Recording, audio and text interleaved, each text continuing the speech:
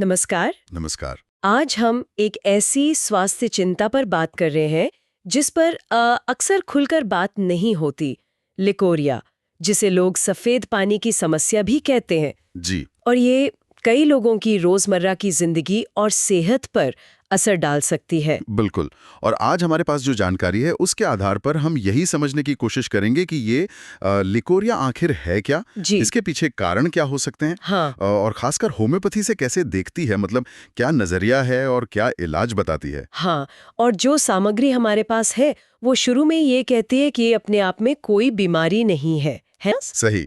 ये बस एक लक्षण है, एक संकेत। शरीर का एक सिग्नल कि भाई अंदर कुछ ठीक नहीं चल रहा है। बिल्कुल। और इसे अगर नजरअंदाज किया जाए तो स्रोत कहता है कि एनीमिया, थकान जैसी दूसरी परेशानियां भी हो सकती हैं। तो फिर सबसे पहले यही समझते हैं कि लिकोरिया है क्या। डिस्चार्ज होना, वो सफेद हो सकता है या कभी-कभी किसी और रंग का भी। लेकिन जैसा हमने कहा, ये सिर्फ एक लक्षण है। अच्छा, तो अब आते हैं कारणों पर। जो स्रोत हैं वो क्या मुख्य कारण बताते हैं इसके? देखिए, सबसे पहले तो हार्मोनल गड़बड़ी का जिक्र है। हाँ, मैंने भी पढ़ा, जैसे एस्ट्रोजन, प्रोजेस्टेरोन, हार्मोन्स का ऊपर नीचे होना। जी बिल्कुल। और इसी से जुड़ी चीजें जैसे पीसीओएस, थायराइड की समस्या, ये सब इसमें शामिल हैं। ठीक है। फिर इन्फेक्शन भी एक बड़ा कारण है, जैसे बैक्टीरियल वेजिनोसिस अच्छा। या कैंडिडा जैसा फंगल इन्फेक्शन, जिसमें वो दही जैसा गाढ़ा डिस्चार्ज हो सकता है। हम्म। और हाँ, कुछ यौन संचारित संक्रमण, मतलब एसटीडीज, जैसे गोनोरिया, क्लमाइडिया, इनका भी जिक्र है। उनसे डिस्चार्ज का रंग या गंध बदल सकती है, पीला या हरा जैसा? हाँ बिल्कुल, रंग पीला हरा हो सकता है या उसमें गंध भी हो सकती है। ये भी एक कारण बताया गया है। और पोषण का भी जिक्र था शायद, आयरन की कमी वगैरह। हाँ, पोषण की कमी, खासकर आयरन या विटामिन B12। और साथ ही साफ सफाई ठीक से ना रखना या फिर केमिकल वाले प्रोडक्ट्स का इस्तेमाल। और एक बात मुझे थोड़ी अलग लगी, मनोवैज्ञानिक कारण, तनाव, चिंता। जी, सामग्री में इसका भी उल्लेख है। तनाव और चिंता को भी एक संभावित वजह माना गया है। और गर्भावस्था या डिलीवरी के बाद जो बदलाव आते हैं वो भी। अच्छा, तो ये तो हुए मतलब शारीरिक और कुछ हद तक मानसिक कारण। जी लेकिन स्रोत एक और नजरिया भी बताता है, होम्योपैथी वाला। वो थोड़ा अलग है शायद। हाँ, वो हिस्सा काफी दिलचस्प है। स्रोत ये कहता है कि कई जो पारंपरिक चिकित्सा पद्धतियां हैं वो ज्यादातर शारीरिक लक्षणों पर, मतलब जिसे वो स्थूल शरीर कह रहे हैं, उस पर फोकस करती हैं। अच्छा, मतलब जो दिख रहा है उसी का इलाज। हाँ, और उससे शायद फौरी राहत मिल भी जाती है। लेकिन होम्योपैथी का दावा है कि वो सिर्फ स्थूल शरीर तक नहीं रुकती, तो फिर? वो सूक्ष्म शरीर के स्तर पर काम करने का दावा करती है। मतलब व्यक्ति की जो अंदरूनी ऊर्जा है, जीवन शक्ति है, उस लेवल पर। और इसके लिए वो टोटलिटी ऑफ सिम्टम्स को आधार बनाती है। टोटलिटी ऑफ सिम्टम्स, इसका मतलब क्या हुआ?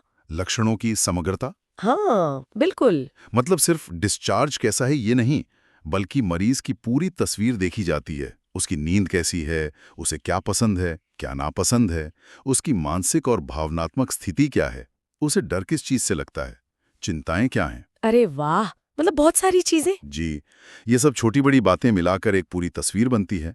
और स्रोत का यही दावा है कि इस तरह से पूरी तस्वीर देखकर इलाज करने से जो पुरानी जटिल समस्याएं हैं, हाँ, उनका स्थायी और बिना साइड इफेक्ट्स के इलाज हो सकता है। ये तो मतलब बहुत ही पर्सनलाइज तरीका हुआ इलाज का। हाँ, कह सकते हैं। क्या स्रोत में कुछ दवाओं के उदाहरण भी दिए हैं? हाँ, कुछ उदाहरण हैं ये समझाने के लिए कि दवा कैसे चुनी जाती है। जैसे सेपिया ऑफिशिनालिस का जिक्र है। ये तब दी जा सकती है जब डिस्चार्ज पीला या खट्टा सा हो और साथ में मरीज को चिड़चिड़ापन भी हो। अच्छा। या फिर पल्सिटिला नाइग्रिकैंस, ये तब जब डिस्चार्ज गाढ़ा क्रीमी जैसा हो और महिला ज्यादा भावुक स्वभाव की हो। और भी थे शायद। हाँ, क्रियोसितों में ये खासकर तब जब डिस्चार्ज में जलन हो या तेज गंध हो और समस्या काफी पुरानी हो। हम्म। एक और है कल्केरिया काब। ये उन महिलाओं के लिए बताई गई हैं जिन्हें दूध जैसा सफेद डिस्चार्ज हो, साथ में थकान बहुत रहती हो और वजन बढ़ने की टेंडेंसी हो। अच्छा। लेकिन सबसे जरूरी बात जो स्रोत कहता है वो ये कि खासकर पुरानी या जटिल मामलों में सिर्फ डिस्चार्ज देखकर दवा देना काफी नहीं है।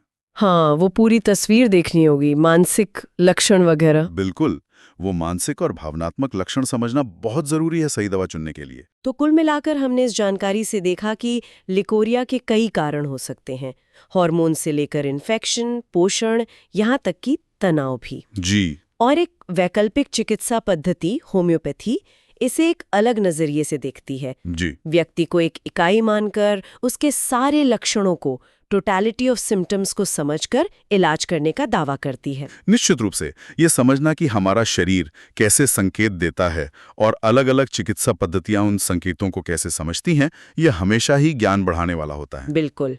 और जाते जाते सुनने वालों के लिए एक बात सोचने वाली है, ये जो लक्षणों की समग्रता या सूक्ष्म शरीर के आधार पर इलाज करने का विचार है, ये उन पारंपरिक तरीकों से बुनियादी तौर पर कितना अलग है जो अक्सर किसी एक पहचान में आने वाले कारण जैसे कोई बैक्टीरिया या वायरस या हार्मोनल गड़बड़ी पर फोकस करते हैं।